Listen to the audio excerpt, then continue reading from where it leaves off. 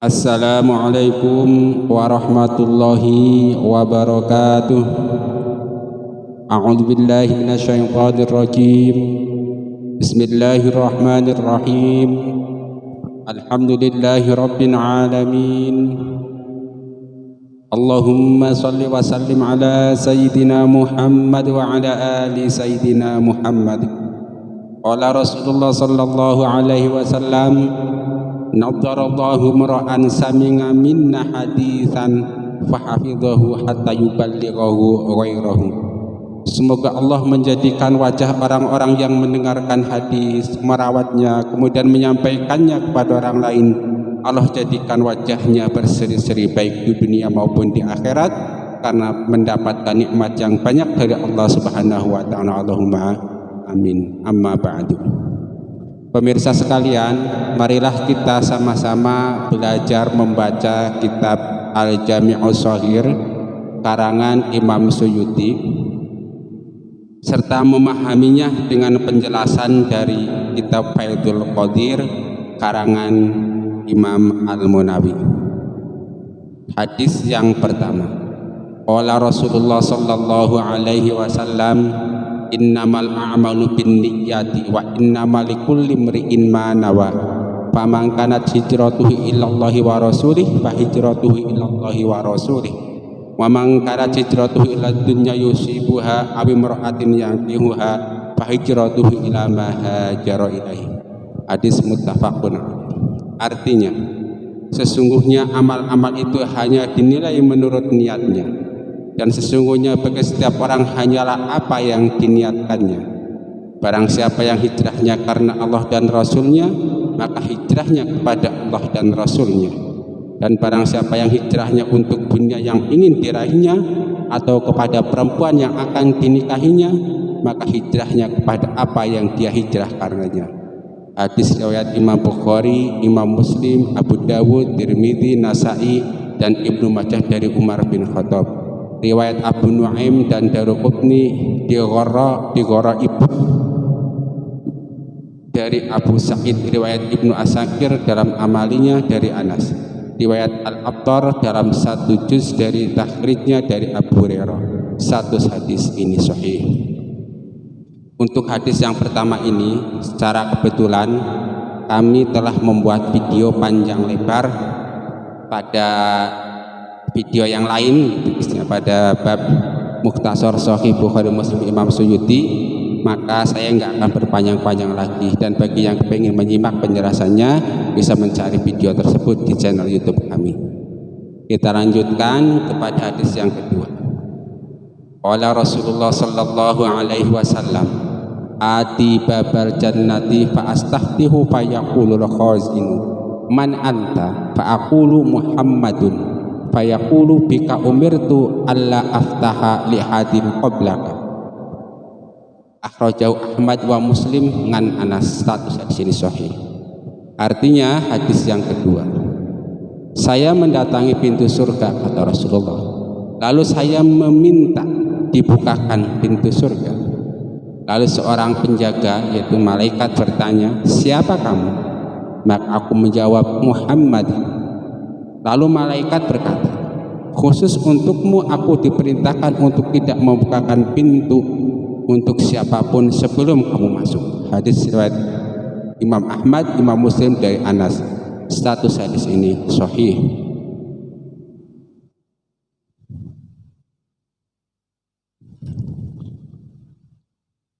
Penjelasannya, setelah umat manusia dikumpulkan untuk menjalani hisab, Nabi Muhammad sallallahu alaihi wasallam akan menuju pintu surga yang bernama Babur Rahman atau Babut Taubah. Di surga itulah semua umat manusia akan merasakan nikmatnya pahala mereka ketika hidup dunia. Jadi matan hadis ini itu menjelaskan kepada kita bahwa Rasulullah sallallahu alaihi wasallam setelah peristiwa kiamat terjadi, peristiwa padang mahsyar terjadi, peristiwa hisab terjadi, peristiwa Shiratal Mustaqim terjadi, maka Rasulullah sallallahu alaihi wasallam kemudian menuju ke surga menuju pintu surga. Setelah sampai di pintu surga, Rasulullah Shallallahu Alaihi Wasallam minta dibukakan pintunya. Kemudian malaikat penjaga pintu surga bertanya, siapa Anda? Nabi Muhammad SAW menjawab, Muhammadun. Maka malaikat kemudian menjawab, oh, bika umirtu ala aftaha li hadil qablak. Saya diperintahkan supaya tidak membuka pintu surga sebelum Anda masuk. Nah, dengan kata lain, bahwa umat manusia yang pertama kali masuk surga adalah Nabi Muhammad Shallallahu Alaihi Wasallam. Setelah itu kemudian diikuti oleh para nabi-nabi yang lain. Itu kelasnya para nabi. Itu kelasnya manusia biasa. Yang pertama masuk surga yaitu adalah umat Nabi Muhammad Shallallahu Alaihi Wasallam. Nabi yang pertama masuk surga adalah Nabi Muhammad Shallallahu Alaihi Wasallam, kemudian para nabi yang lainnya. Umat yang pertama kali masuk surga adalah umat Nabi Muhammad Shallallahu Alaihi Wasallam, kemudian diikuti oleh umat-umat lainnya. Jadi itu salah satu keistimewaan umat Nabi Muhammad akan masuk surga lebih dahulu dibandingkan dengan umat-umat sebelumnya. Sudah jelas ya? Nah, cerita tentang orang-orang yang masuk surga itu kan banyak. Ada Nabi Muhammad, ada ceritanya Nabi Idris, ada ceritanya Sandal Bilal, ada ceritanya Nabi Adam, ada ceritanya Nabi Isa. Tentu masing-masing ini perlu istilah apa ya, dikompromikan lah, dituk-tukan itu, disambung-sambungkan sehingga membentuk satu cerita yang utuh tentang siapa yang pertama masuk surga, kemudian siapa. Nanti pada kesempatan lain insya Allah akan sama-sama kita pelajari. Yang penting pada hadis yang kedua ini kita sama-sama tahu bahwa setelah peristiwa kiamat kemudian Rasulullah SAW menuju surga dan beliaulah orang atau nabi yang pertama masuk surga. Dari mana taunya? Taunya dari informasi malaikat penjaga surga bahwa dia tidak diperbolehkan membuka pintu surga untuk siapapun sebelum Nabi Muhammad SAW itu masuk. Kita lanjut. Hadis yang ketiga. Akhiru man yadkhulul jannata rajulun yuqalu lahu Juhainah. Fayaqulu ahlul jannati inda Juhainah ala khabarul yaqinu. Artinya, orang yang terakhir masuk surga adalah laki-laki yang dipanggil Juhainah. Maka berkatalah ahli surga, pada Juhainah ada kabar yang yakin. Hadis riwayat Khatib dalam perawi-perawi Malik dari Ibnu Umar. Status hadis ini dhaif. Nah, maksud hadis ini begini. Akhiru man yadkhulul jannata rajulun yuqalu lahu Juhainah fayaqulu ahlul jannah inda Juhainah khabarul yakin. Jadi begini. Setelah ahli surga masuk ke dalam surga, kemudian setelah ahli neraka masuk ke dalam neraka, nah di sini ada seorang laki-laki yang disebut Juhainah. Awalnya Juhainah itu nama sebuah kabilah, sebuah kaum lah. Kemudian dijadikan atau menjadi panggilan laki-laki tersebut. Nah, laki-laki Juhainah ini merupakan salah satu orang yang beriman, tapi masuk neraka dulu. Setelah masuk neraka, kemudian cukup hukuman di neraka, dia dikeluarkan dari neraka dan dimasukkan ke dalam surga. Nah, ketika melihat Juhainah itu, ahli surga itu saling ngobrol lah, antara sesama ahli surga itu ngobrol. Ahli surga yang saling berbicara itu, berbincang-bincang itu di sini adalah manusia, umat manusia yang sudah berada di surga berkata bahwa Juhainah itu punya kabar yang benar, yang meyakinkan. Kabar tentang apa? Kabar apakah masih ada orang di neraka yang mungkin masuk ke dalam surga. Terakhir ini Juhainah. Kita lanjutkan bahwa penduduk surga itu banyak, bukan hanya jenis manusia. Ada malaikat, ada bidadari, ya kan? Kemudian ada manusia, kemudian makhluk-makhluk yang lainnya. Tetapi fayaqulu ahlul jannati inda Juhainah khabaru fayaqulu ahlul jannah dalam konteks ini adalah manusia dengan manusia. Jadi istilahnya kalau mungkin saya di surga, amin ya rabbal alamin, kemudian bapak ibu sekalian di surga, nah kita ngobrol nanti. Oh, itu ada Juhainah, udah keluar dari neraka, kita tanya dia, apa masih ada yang kira-kira masuk surga atau kabar yang lainnya kan? Kita lanjutkan. Jadi inti dari hadis yang ketiga ini, kita itu supaya tahu bahwa orang yang terakhir masuk surga namanya atau Juhainah, atau seorang laki-laki dari kabilah Juhainah. Dan Juhainah ini membawa satu cerita yang yakin, yang benar. Kita lanjutkan. Imam Daruqutni menceritakan, sesungguhnya surga diharamkan bagi semua nabi sehingga aku memasukinya, dan diharamkan bagi semua umat sehingga umatku memasukinya. Jadi begini, kata Imam Daruqutni, ada satu kabar menceritakan bahwa surga itu haram dimasuki oleh siapapun sebelum Nabi Muhammad masuk. Nah, setelah Nabi Muhammad masuk, maka yang lain boleh masuk. Nah, begitu pun surga itu haram dimasuki oleh siapapun sebelum umat Nabi Muhammad masuk. Nah, setelah umat Muhammad masuk, ini boleh masuk. Dengan kata lain bahwa Nabi Muhammad merupakan nabi yang pertama masuk surga, kemudian diikuti oleh nabi-nabi yang lainnya, dan umat Muhammad merupakan umat manusia yang pertama masuk surga, kemudian diikuti oleh umat-umat lainnya. Kita lanjutkan.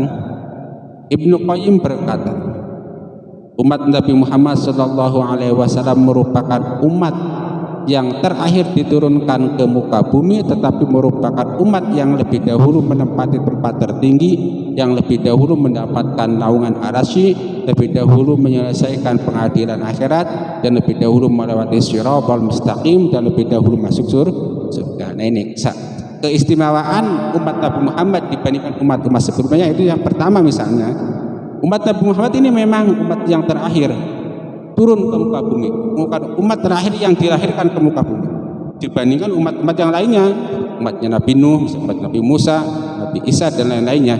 Tetapi meskipun terakhir ini umat Muhammad, dia itu akan menjadi orang yang pertama-tama mendapatkan kemuliaan di sisi Allah Subhanahu wa taala nanti pada hari kiamat. Seperti apa?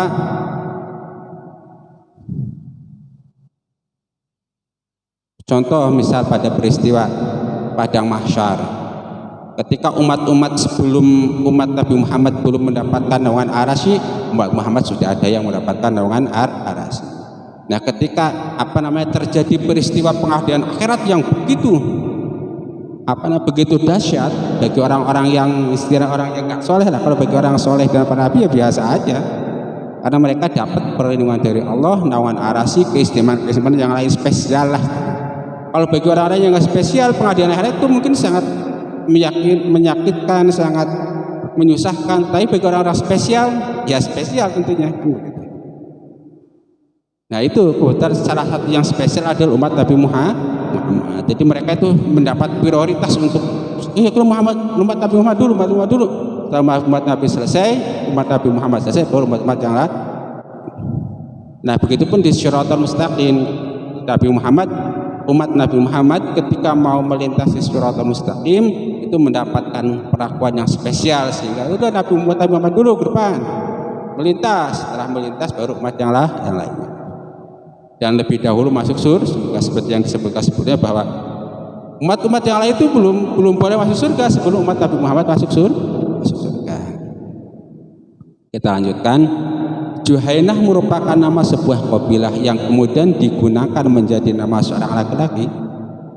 Juhainah merupakan ahli tauhid, orang yang beriman yang masuk neraka, kemudian keluar dari neraka dan menjadi orang terakhir yang masuk surga. Dia punya informasi yang meyakinkan tentang apakah masih ada orang yang disiksa di neraka atau tidak. Jadi ya rupanya itu orang-orang ahli surga penasaran, ini di neraka masih ada orang disiksa enggak kan? Itu Juhainah yang tahu kuncinya. Nanti kita lah insya Allah setelah di surga bersama-sama, kita tanya tuh sama Juhainah, kita cari Juhainah. Ya kan kita sudah enak di surga insya Allah. Allahumma amin. Kata Juhainah mana nih, tanya masih ada nggak tuh di neraka? Ada.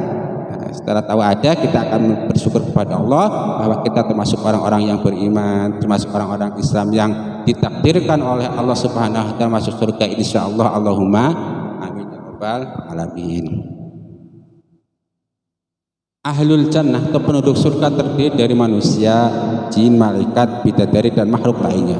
Tetapi dalam konteks ini adalah manusia yang saling berbicara antara satu sama lainnya tentang kabar yang ada pada Juhayna. Jadi kita nanti di surga itu nggak sendirian, nggak semuanya umat manusia. Kita bersama para bidadari yang siap melayani kita, bersama para malaikat yang juga nanti melayani kita. Kemudian juga ada bangsa jin dan lain-lain dan lain-lain.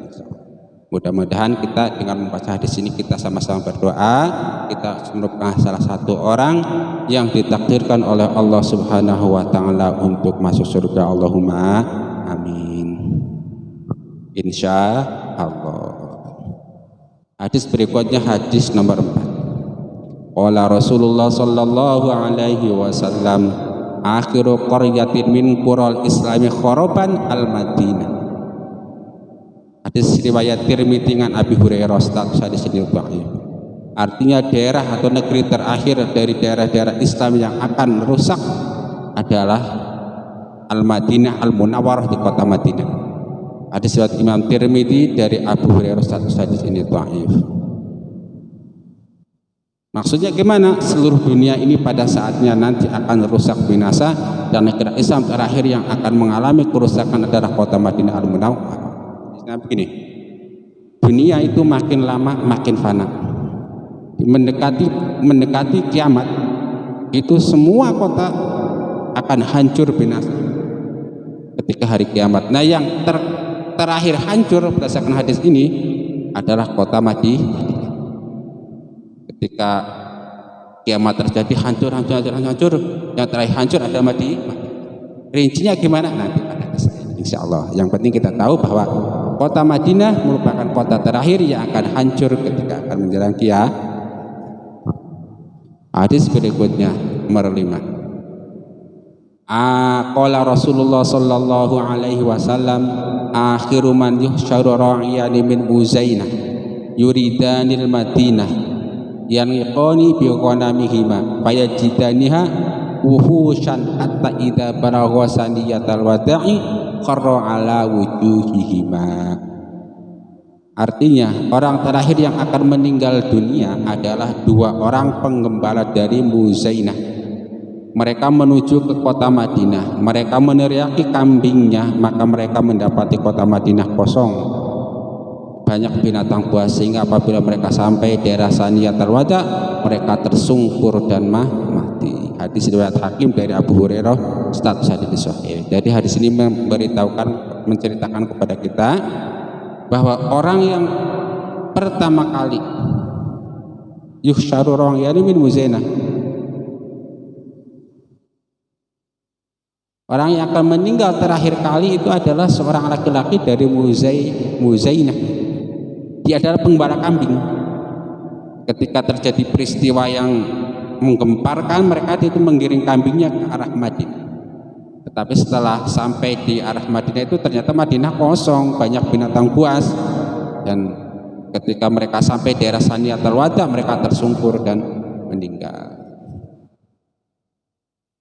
Penjelasannya, ada yang memahami hadis ini bahwa ketika 2 orang tersebut menggiring kambing mereka, tiba-tiba kambing-kambing mereka itu berubah menjadi buas, dan ketika mereka sampai di Saniyatul Wada, nama sebuah tempat, mereka pun tersungkur meninggal dunia. Jadi kalau tadi istilahnya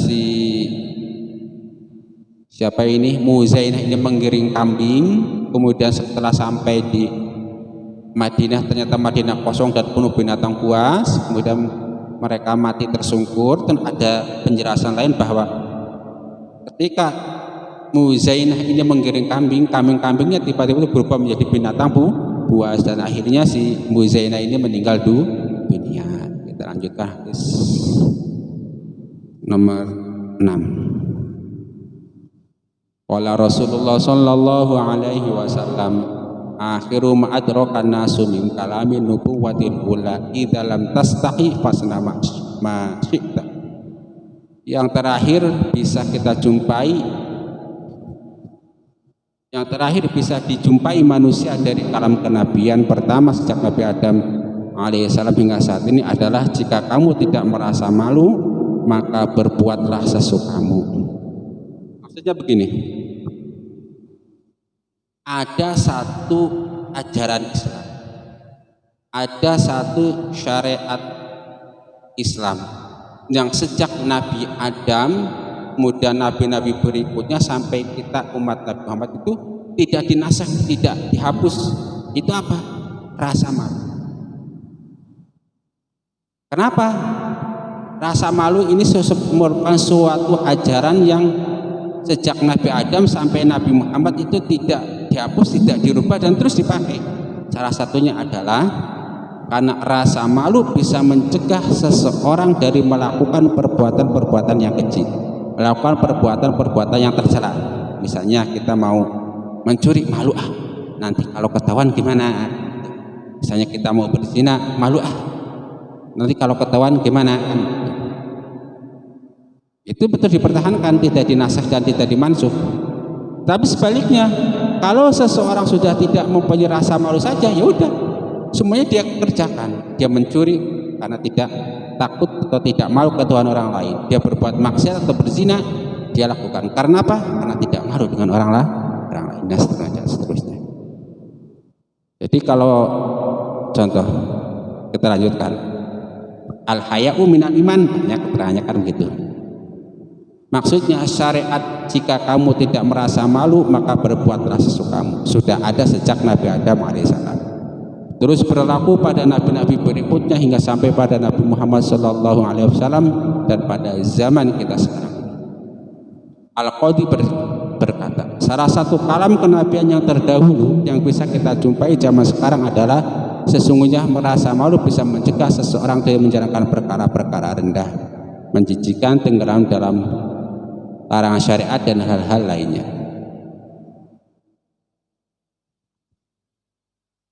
Hal-hal lainnya yang bertentangan dengan akal sehat. Fungsi rasa malu tersebut merupakan sesuatu yang baik dan sangat jelas bersesuaian dengan syariat semua nabi. Semua nabi-nabi hingga zaman sekarang tidak mengalami nasikh dan mansuh. Jadi syariat rasa malu sesuatu yang baik, yang sesuai dengan syariat nabi sebelumnya, dari mulai Nabi Adam, Nabi Ibrahim, Nabi Isa, sampai Nabi Muhammad dan terus sampai kita. Itu rasa malu merupakan sesuatu yang baik. Tetapi jangan salah kaprah. Kalau kita mau menjalankan sesuatu yang diperbolehkan oleh syariat dan tidak dilarang oleh syariat, maka kita nggak boleh malu. Misalnya kita mau melaksanakan sholat, nggak boleh malu, karena itu memang diperintah oleh Allah dan diperbolehkan. Sesuatu yang wajib atau sesuatu yang sunnah atau sesuatu yang mubah nggak perlu malu karena memang diperbolehkan oleh syariat. Kita harus malu itu ketika kita mau menjalankan hal yang dilarang oleh Allah. Misalnya yang dilarang itu yang haram, yang makruh, terus perbuatan-perbuatan yang rendah, itu kita harus malu. Malu sama Allah, malu sama diri sendiri, malu sama orang lain. Sesuatu yang diperbolehkan oleh syariat, sesuatu yang diperbolehkan oleh syariat, maka kita tidak boleh malu dalam menjalankannya, seperti perkara wajib, perkara sunat, perkara mubah, dan perkara sejenisnya. Sedangkan perkara yang dilarang syariat, maka kita harus malu mengerjakannya, seperti haram, makruh, khilaful aula, dan perkara-perkara sejenisnya. Jelas ya. Jadi salah satu ciri bahwa kita masih punya iman yang baik, yaitu ketika kita masih punya rasa malu, maka pertahankanlah rasa malu kita. Kalau kita mau berbuat yang tidak senonoh, malu sama Allah, malu sama orang lain, tetangga kita, malu sama diri kita sendiri. Cukuplah rasa malu menjadi nasihat kepada kita. Misalnya kita mau berbuat curang kepada orang lain dalam timbangan, takaran, dan ini masih kita harus malu. Nanti kalau ketahuan orang gimana? Hadis nomor 7. Qala Rasulullah sallallahu alaihi wasallam, akhiru ma takallama bi Ibrahim hina ulqiya fin nari hasbiyallahu wa ni'mal wakil. Jadi kalimat terakhir yang diucapkan oleh Nabi Ibrahim ketika mau dilemparkan ke dalam api adalah kalimat hasbiyallahu wa ni'mal wakil. Artinya perkataan terakhir yang diucapkan Nabi Ibrahim ketika dilemparkan ke dalam api adalah hasbiyallahu wa ni'mal wakil. Cukuplah Allah bagiku sebagai sebaik-baiknya yang diserahi. Hadis riwayat Khatib dari Abu Hurairah, dan dia mengatakan gharib. Yang mahfuz dari Ibnu Abbas adalah mauquf riwayat Hakim, status hadis ini sahih. Usia Nabi Ibrahim ketika peristiwa dia dibakar oleh umat yang durhaka itu, usianya ketika itu adalah 16 tahun. Kita lanjutkan hadis nomor 8. Nah, ini hasbiyallahu wa ni'mal wakil itu juga merupakan doa yang bisa kita ucapkan, misalnya ketika kita minta dicukupi oleh Allah Subhanahu wa ta'ala, ucapkanlah hasbiyallahu wa ni'mal wakil, ni'mal maula wa ni'man nasir, hasbunallahu wa ni'mal wakil, ni'mal maula wa ni'man nasir. Ketika kita takut misalnya baca hasbunallahu wa ni'mal wakil, ni'mal maula wa ni'man nasir. Nah, kalau yang dianjurkan dibaca pagi-pagi 7 kali, sore-sore 7 kali itu biasanya hasbiyallahu la ilaha illa huwa alaihi tawakkaltu wa huwa rabbul arsyil azim. Ya kan? Kita lanjutkan. Hadis nomor 8. Akhiru arba'in afis syahri yaumun nahsin mustamir. Artinya hari Rabu terakhir. Rabu terakhir itu biasa orang Jawa nyebut Rebo Kasan. Dalam setiap bulan adalah hari naas yang tetap. Hadis riwayat Waqi dalam Al-Gharar, riwayat Ibnu Murdawiyah dalam At-Tafsir, dan riwayat Khatib dari Ibnu Abbas. Status hadis ini itu hari atau yaum menurut bahasa adalah waktu dari terbitnya matahari sampai tenggelamnya matahari. Sedangkan menurut syara adalah waktu dari terbitnya fajar, yang kedua fajar shadiq, enggak terbenamnya matahari. Yaumun itu hari itu apa sih? Kalau hari menurut bahasa itu ya mulai dari terbitnya matahari sampai tenggelamnya matahari, itu namanya hari, siang hari kan. Tetapi kalau menurut syara, hari atau siang hari itu dimulai dari terbitnya fajar yang kedua, itu fajar shadiq, yaitu waktu subuh. Jadi begitu masuk waktu subuh sudah masuk hari istilahnya, hari Rabu. Jadi mulai hari Rabu. 10 fajar itu namanya malam Rabu. Jadi setelah waktu subuh sudah masuk hari Rabu. Begitu. Berhati-hatilah pada hari Rabu terakhir dalam setiap bulan, karena Allah Subhanahu wa ta'ala bisa saja menurunkan azab pada hari tersebut kepada para pendosa seperti yang telah menimpa umat-umat sebelum kita. Oleh karena itu perbanyaklah taubat.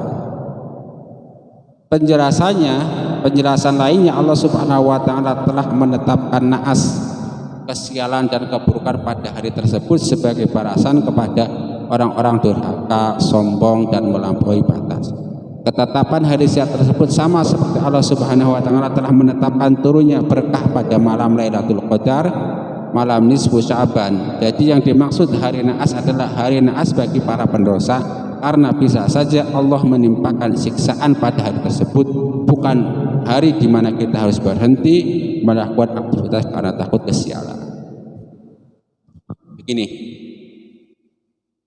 setiap minggu itu ada yang disebut hari Rabu, hari keempat ya, Ahad, Isnin, Selasa, Rabu, Arba'ah, hari keempat atau hari Rabu. Setiap minggu ada hari Rabu. Nah, hari Rabu pada setiap bulan itu di sini disebutkan hari naas, hari sial. Maksudnya apa? Hari sial itu. Maksudnya itu hari sial itu hari yang sial bagi para pendosa, bagi orang yang berbuat maksiat. Kalau tidak berbuat maksiat bukan hari sial, tapi hari keberuntungan. Kan begitu. Jadi bukan harinya yang sial, tetapi perbuatan kita berbuat maksiat itu yang membuat kita berpotensi mendapatkan siksa atau azab dari Allah Subhanahu wa ta'ala. Kan begitu. Tetapi ada sebagian yang berpendapat bahwa Allah Subhanahu wa ta'ala itu sudah menetapkan hari-hari tertentu atau bulan-bulan itu istimewa. Misalnya kalaupun ada bulan haram gitu kan, bulan yang dimulakan, hari itu ada Sayyidul Ayam, hari Jumat. Kemudian ada malam Lailatul Qadar, itu kan ada bulan istimewa, ada hari istimewa, ada malam istimewa. Nah sebaliknya kalau ada yang istimewa itu ada yang tidak istimewa. Yang tidak istimewa itu diantaranya adalah hari Rabu menurut hadis. Kenapa? Karena menurut cerita yang sudah Allah itu seringkali memberi balasan kepada orang-orang yang durhaka pada hari Rabu terakhir itu. Maka berhati-hatilah ketika kita berada di hari Rabu yang terakhir itu. Jangan-jangan kita pas maksiat dibayar kontan kemaksiatan oleh Allah Subhanahu wa Ta'ala. Jadi yang dimaksud hari naas adalah hari naas karena bisa saja Allah menimpakan siksaan pada hari tersebut, bukan hari di mana kita harus berhenti melakukan aktivitas karena takut kesialan. Jadi nggak ada istilah hari sial. Kalau mau apa-apa dari Rabu Wakasan laksanakan saja kalau memang baik. Tapi kalau tidak baik, jangankan di hari Rabu Wakasan, hari-hari yang lain pun harus jangan dikerjakan kalau itu sesuatu yang tidak baik. Kita lanjutkan. Rabu Wakasan Jawa, Rabu terakhir. Kita lanjutkan hadis nomor 9. Qala Rasulullah sallallahu alaihi wasallam, Adamu fis sama'id dunya tu'radu alaihi a'malu dzurriyyati wa Yusufu fis sama'id tsaniyati wa ibnal khalati Yahya wa Isa fis sama'id tsalisati wa Idrisu fis sama'ir rabi'ati wa Harunu fis sama'il khamisati wa Musa fis sama'is sadisati wa Ibrahimu fis sama'is sabi'ati. Artinya hadis nomor 9, Adam berada di langit terdekat, ditunjukkan kepadanya amal-amal keturunannya. Yusuf berada di langit kedua, dua saudara sepupu Yahya dan Isa berada di langit ketiga, Idris berada di langit keempat, Harun berada di langit kelima, Musa berada di langit keenam, Ibrahim berada di langit ketujuh. Hadis riwayat Ibnu Murdawiyah dari Abu Sa'id, status hadis ini dhaif. Salah satu hikmah dari ditunjukkan amal anak cucu Adam kepadanya adalah Adam akan bahagia ketika melihat kebaikan anak cucunya dan memohon pertolongan kepada Allah bagi anak cucunya yang dalam keburukan. Jadi misalnya ketika Nabi Adam alaihi salam yang berada di langit dunia itu menengok kepada anak cucunya dalam kebaikan, dia akan bersyukur, senang, kan begitu melihat anak cucunya itu pada baik-baik, pada manut-manut. Tapi bisa baliknya ketika dia menengok kepada anak cucunya yang lain pada berbuat dosa, berbuat maksiat, dia akan merasa sedih, kemudian memohonkan ampun kepada Allah Subhanahu wa Ta'ala. Kita lanjutkan hadis nomor 10.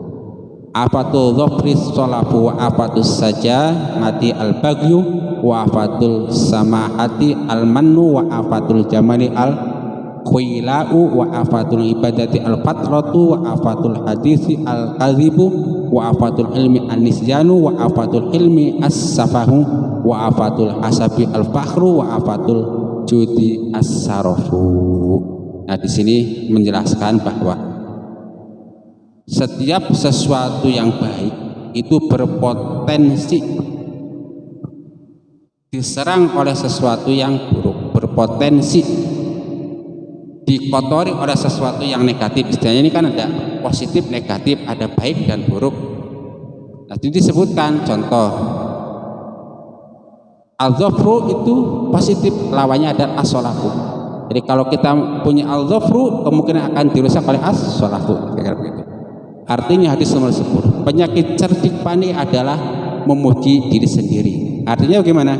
Artinya orang yang cerdik pandai itu cenderung, orang yang punya kelebihan cenderung memuji diri sendiri dan takabur. Wah, saya ini orang pandai, hafal Quran, hafal hadis, ganteng pula.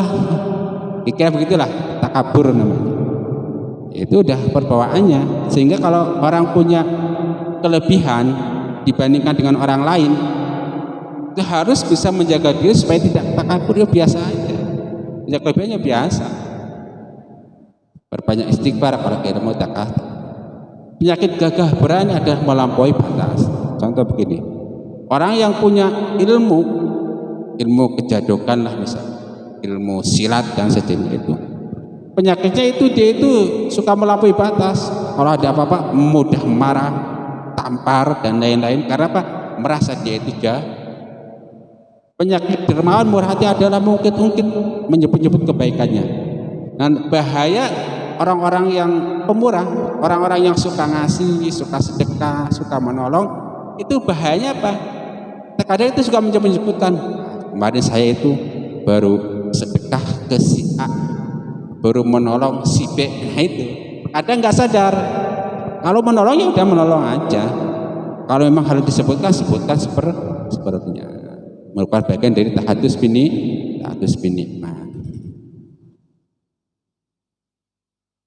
Penyakit cantik atau gagah adalah sombong. Nah begitupun ketika kita oleh Allah Subhanahu Wa Taala dianugerahi kegantengan atau kecantikan, maka penyakit yang mungkin hinggap pada diri kita sombong. Saya ini ganteng nih, cantik nih, yang lainnya aduh, kan begitu. Maka harus hati-hati ketika timbul hal-hal seperti itu dalam diri kita, cepat-cepat istighfar, astagfirullahaladzim, dan bacaan-bacaan lainnya yang bisa memadamkan perasaan sombong tersebut. Penyakit ibadah adalah malas, seperti ibadah fatrah. Contoh misalnya kita udah senang ibadah baca Quran, terus nanti pada satu saat dia akan merasa bosan, malas, sudah biasa puasa, malas puasa, capek. Dan lain-lain, itu bahayanya. Yang seharusnya kita terus beribadah kontinu, rajin jamaah kontinu, tiba-tiba malas. Itu salah satu bahaya yang mungkin hinggap pada orang-orang yang ahli ibadah. Penyakit bicara adalah bohong. Nah, sedangkan kita nih dikasih mulut bisa bicara, alhamdulillah. Tapi bahaya dari mulut yang pandai bicara itu adalah berbohong. Kalau orang sudah ngomong, apa-apa diomongin udah itu. Yang penting kita senang, orang lain senang, terus ngoceh aja kan gitu, bohong. Jadi hati-hati. Karena apa? Dalam PD yang lain terkadang kita itu nggak sadar mengucapkan sesuatu yang Allah tidak ridho dengan kata-kata tersebut, kemudian kita dicatat oleh Allah sebagai orang-orang yang bohong, orang-orang yang tidak mendapatkan ridho sampai hari ini. Nah sebaliknya, mulut ini juga bisa menjadi salah satu alat ibadah kepada Allah dengan mudah. Karena apa?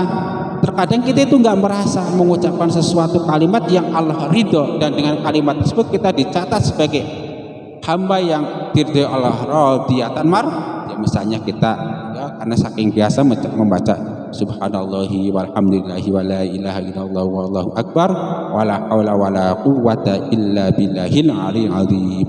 Mungkin dari sekian banyak kalimat tasbih tersebut yang kita baca, ada satu dua yang kita benar-benar ikhlas mengucapkannya dalam hati, mahrotnya betul, dan dicatat oleh Allah Subhanahu Wa Taala sebagai sesuatu yang beliau ridhoi. Dan sejak itulah kita mendapatkan ridho dari Allah Subhanahu Wa Taala sampai hari kiamat, sampai masuk ke dalam surga dan berjumpa dengan Allah Subhanahu Wa Taala. Allahumma amin.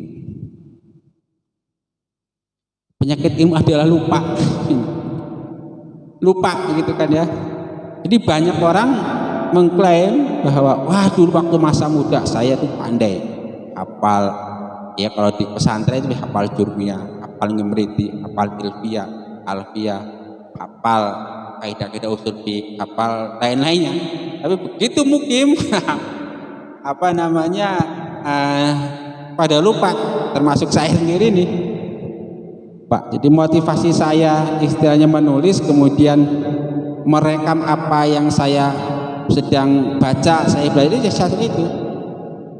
Terkadang suatu saat kita itu duduk, kita sudah membaca puluhan buku, mungkin ratusan buku, mungkin ratusan lembar.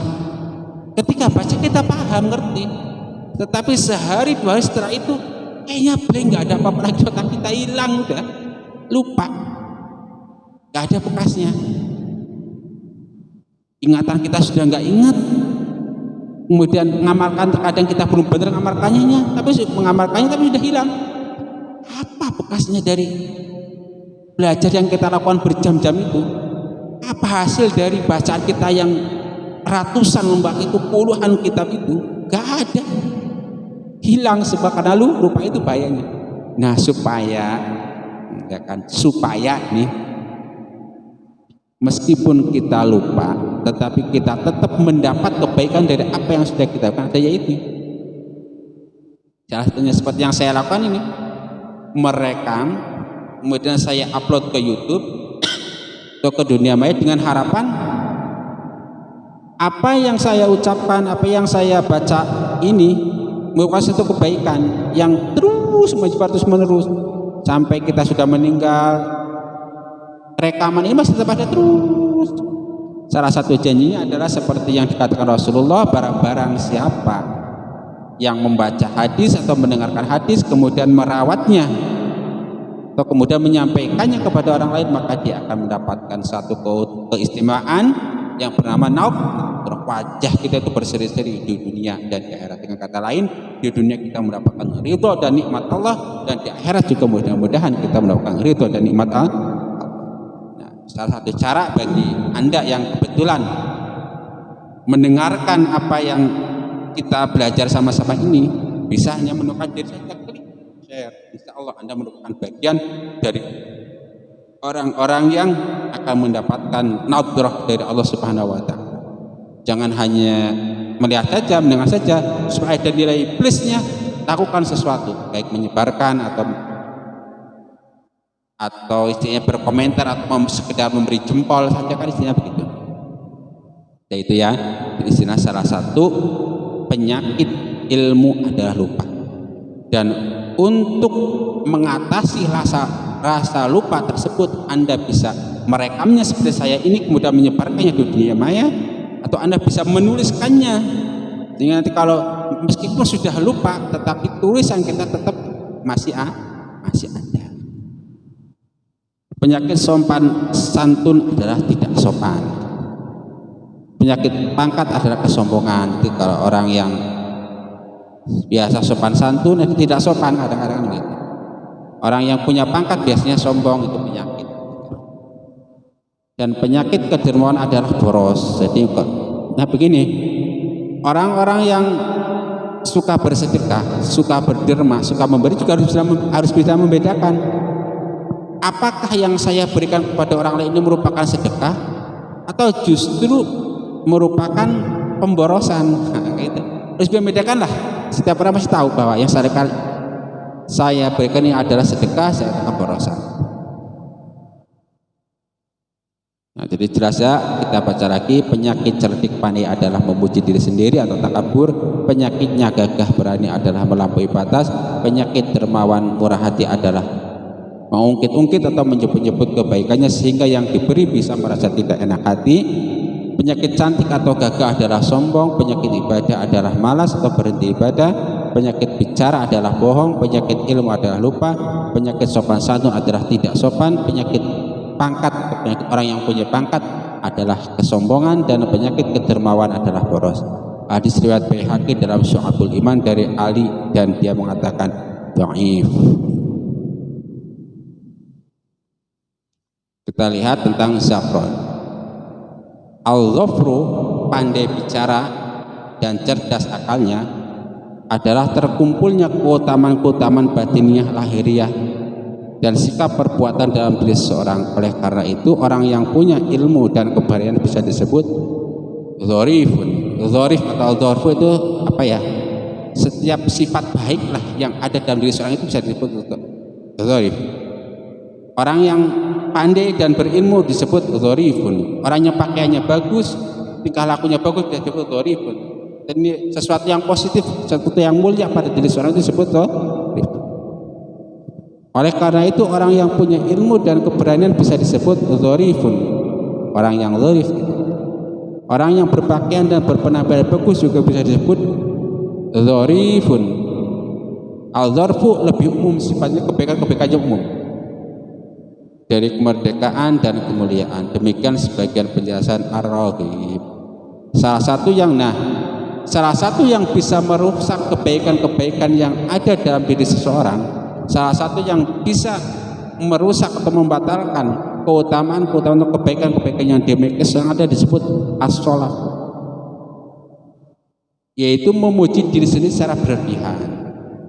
Tapi nanti tentu di sini harus dibedakan ya antara tahadus bin nikmah, membicarakan nikmat baik yang berada pada diri kita atau berada pada orang lain, dengan istilahnya sombong. Itu beda-beda tipis.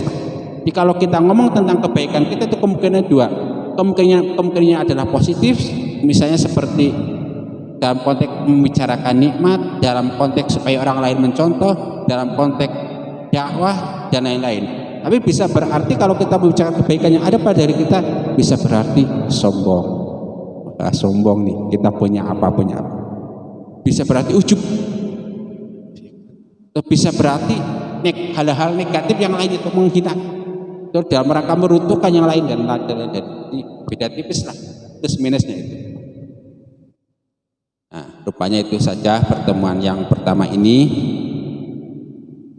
dari kitab Jami' Shahir karangan Imam Nawawi, Jami' Shahir karangan Imam Suyuti. Nah, penjelasan yang saya sebutkan semua tadi itu semuanya bersumber dari kitab syarah Jami' Shahir, yaitu Faidul Qadir karangan Imam Al-Munawi. Kalau ada yang tidak sesuai dengan pendapat Imam Al-Munawi dan pendapat Imam Suyuti dalam menjelaskan hadis Rasulullah SAW semata-mata karena kesalahan dan kealpaan saya semata. Mudah-mudahan dimaafkan oleh Anda semua dan juga Allah Subhanahu wa taala. Mudah-mudahan dengan cara mendengarkan hadis kemudian menyebarkannya, kita sekali lagi memohon ridho dari Allah Subhanahu wa taala, memohon nadrah dari Allah Subhanahu wa taala. Allahumma amin. Rabbana taqabbal minna innaka antas samiul alim wa tub alaina innaka antat tawwabur rahim. Wassalamualaikum warahmatullahi wabarakatuh.